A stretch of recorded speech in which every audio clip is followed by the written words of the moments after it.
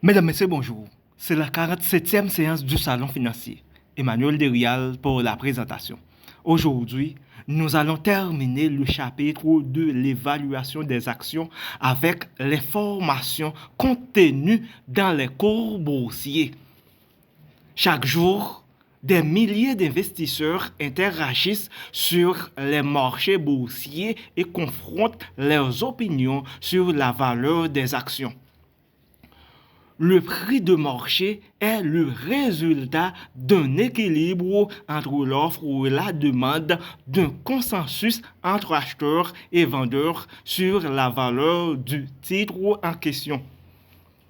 Lorsqu'un modèle d'évaluation suggère qu'un titre a une valeur de 30 euros alors qu'il s'échange au prix de 20 euros sur le marché, il y a toujours de quoi s'interroger.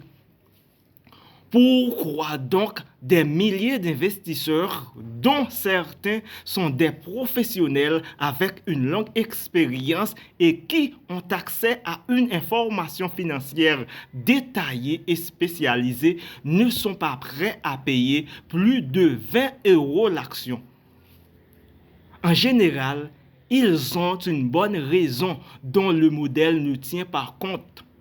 La prudence est par conséquent toujours de rigueur. À quoi servent donc les modèles d'évaluation? Parce qu'ils relient trois variables dans une même équation. Ils permettent d'estimer l'une d'elles à partir des deux autres. Dans le cas des entreprises cotées, le prix des actions est connu.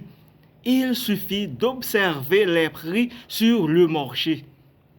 En pratique, les modèles d'évaluation ne sont donc pas utilisés pour déterminer le prix des actions, mais pour estimer les flux de trésorerie futurs ou le coût du capital de l'entreprise en partant du prix de marché des actions.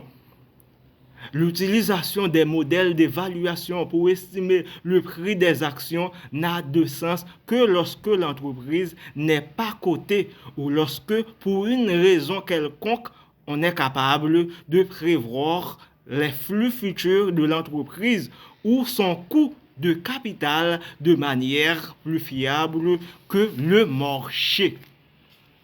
À présent, l'utilisation de l'information contenue dans les cours boursiers. Arthur doit analyser le taux de croissance des dividendes de Technor. Après avoir longuement étudié la conjoncture économique, le secteur et les états financiers de l'entreprise, il estime que ce taux devrait être de 4%. Technor paiera cette année un dividende de 5 euros par action. Le coût des capitaux propres est de 10% et une action vaut actuellement 76,92 euros sur le marché. Le taux de croissance des dividendes retenu par Arthur est-il réaliste? Solution. Lorsqu'on applique le modèle d'actualisation des dividendes avec un taux de croissance constant de 4%, le prix d'une action est de P0 est égal à 5 sur, entre parenthèses, 0,10 moins 0,04. Cela est égal à 83,33 euros. Le prix de marché étant de 76,92 euros, cela signifie que la plupart des investisseurs prévoient un taux de croissance des dividendes inférieur à celui d'Arthur.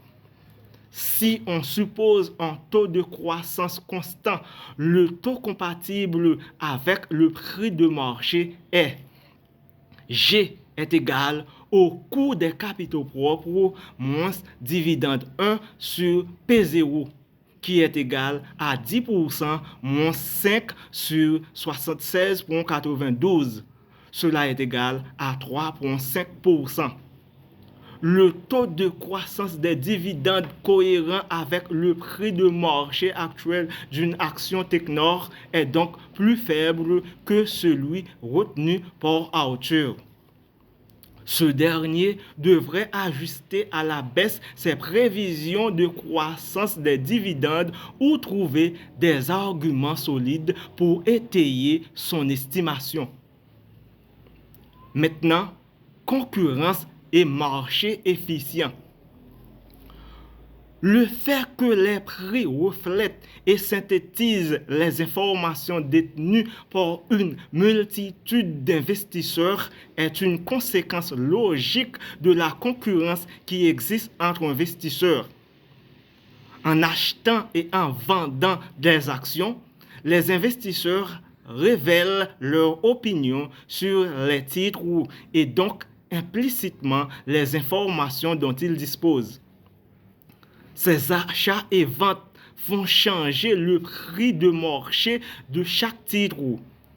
Si les investisseurs sont nombreux à penser pour une raison ou une autre que l'entreprise est sous-évaluée, ils achèteront en masse ces actions, ce qui fera augmenter leur prix, et inversement en cas de surévaluation.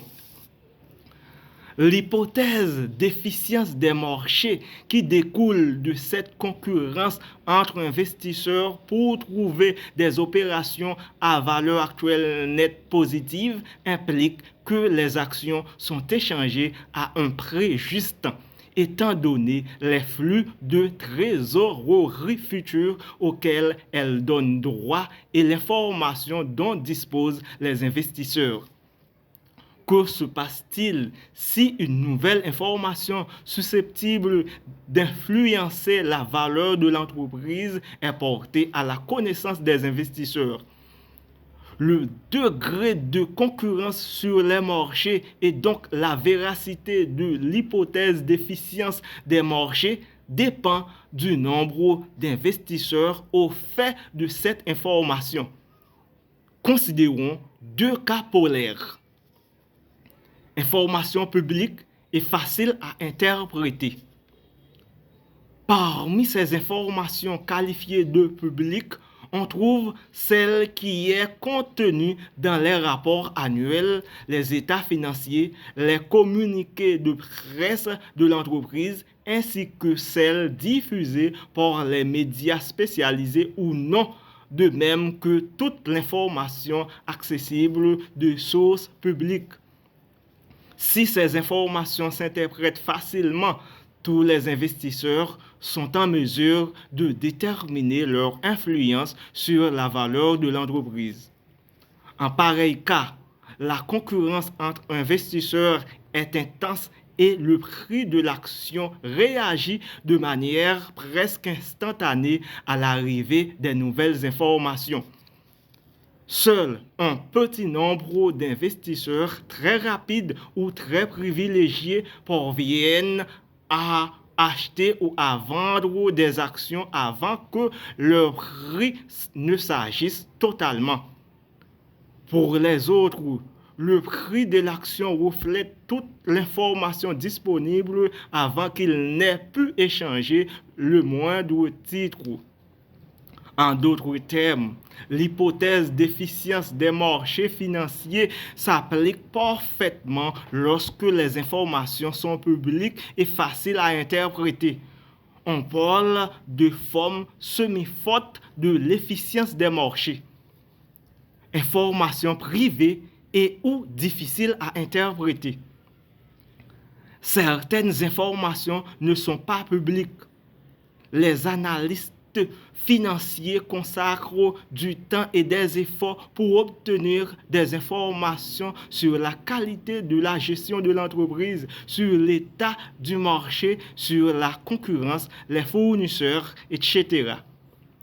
De surcroît, même lorsqu'une information est publique, ses effets sur les flux futurs peuvent être complexes à analyser. Il arrive que seuls quelques experts soient en mesure d'apprécier les conséquences économiques et financières d'un rapport. De même, lorsqu'une transaction commerciale est complexe, il peut être compliqué d'en analyser les conséquences. Sur certains marchés, des spécialistes ont développé une expertise leur permettant de prévoir avec une grande précision le goût des consommateurs et donc les possibilités de succès d'un nouveau produit. Merci de nous avoir prêté attention. Au revoir.